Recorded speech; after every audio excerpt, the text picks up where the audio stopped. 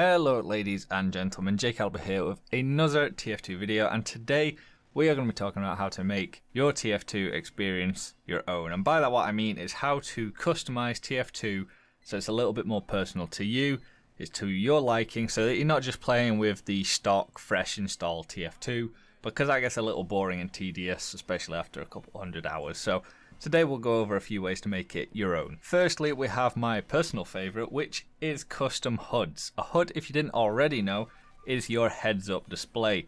This is where your health is, your ammo is, your charge meter for certain weapons. It's basically the information you see on your screen that enemy players wouldn't be able to see. They see their own. And it's very easy to change, and one of my most viewed videos on this channel is a guide on how to install a custom HUD, my custom HUD, the one that you see me using in all my videos.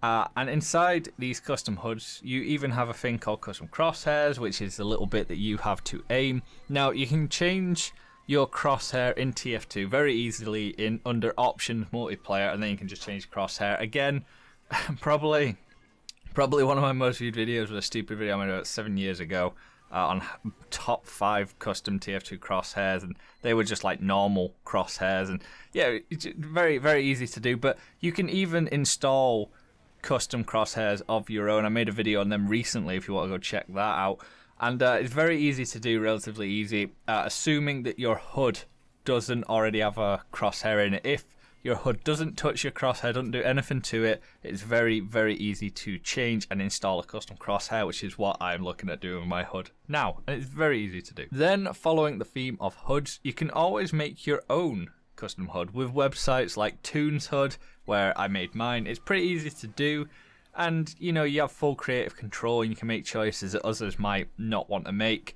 I had to make changes to my HUD so I could play MVM, whereas there are some things you can do with HUDs that get rid of effects that you might want to use in casual, but I needed because I was playing a lot of MVM, and you can change things to your liking and make things a bit more goofy than maybe pre-made HUDs are. Or you can always download someone else's, which is easy to do as well. Next up, we have custom hit and kill sounds. Now, I only ever use the Valve-made ones myself, just because they're simple, and I've had custom ones in the past and I just couldn't be bothered putting them back in when I had to reinstall TF2.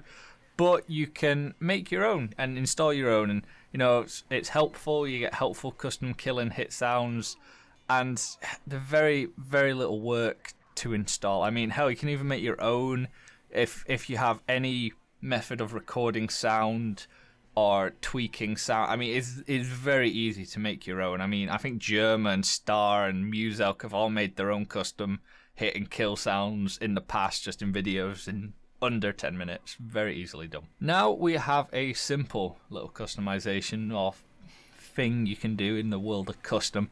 You can play custom maps. Now, yes, there is casual TF2, and for the most part, most people just play casual TF2, which is fine. But if you have enough friends, or if you know enough people, you can run your own server with your own custom maps that you've made. Or there is even the Steam Community Workshop that has loads of awesome and fun, entertaining maps to play, which is actually where Valve gets most of their maps from when adding new maps to the game. I mean, there was even that phase maybe 2 years ago where all your TF2 YouTubers were going and playing high tower. You know, it'd be a high tower that's like thousands and thousands of high towers in the air, or you'd get something like 2 Fort, but never-ending 2 Fort, where the bridge is basically infinite, and things like that. And you can get all sorts of weird and wacky and actually genuinely fun maps. It's always worth playing some custom maps, or even just joining a community server that's running maps that you don't get in the casual roster. Then we have custom game modes, from things such as Potato.tf MVM events, where you've got custom maps with custom waves, to things like Titan.tf, where you've got casual TF2 maps where you can be playing MVM, or MVM brought into casual maps, or custom maps with custom game modes. There's loads of new ways for people to play TF2 just by changing objectives or adding things like bots. You know, it gives you hours of entertainment without you actually having to do much work. You can just join. And it's very simple to do, and I highly rate it. I've spent hours playing on some of these maps. And finally, make your own custom controls and binds. This is something I think a lot of people skip out on. I have a few on my keyboard, just little binds and changed around things just for easiness. I even have a bind that I use constantly, literally every time I play engineer. And what I did is I made F1 build a sentry, F2's dispenser, freeze teleporter entrance, F4's exit, and then if I tap the corresponding key again when that building is already built, it'll destroy it, which is very useful, very quick, very easy, way quicker than going to the building PDA and then the destruction PDA. It's just very, very quick. It's just a lifesaver. Or if you're a spy main, I change the keys for disguising when I'm a spy, and they're all just very helpful, very personal. I mean, you'll see it all the time in casual. There'll be a medic that will have a thing that when his Uber charge rate is filled, it'll put a thing in the team chat that says my Uber is ready or my crits is ready. And then just for pushes, there'll be a thing where when the medic deploys Uber or crits, it'll say, oh, my crits, pop crits, you know, team push up and things like that. Very, very helpful, very, very simple to do. Highly recommend giving them a look.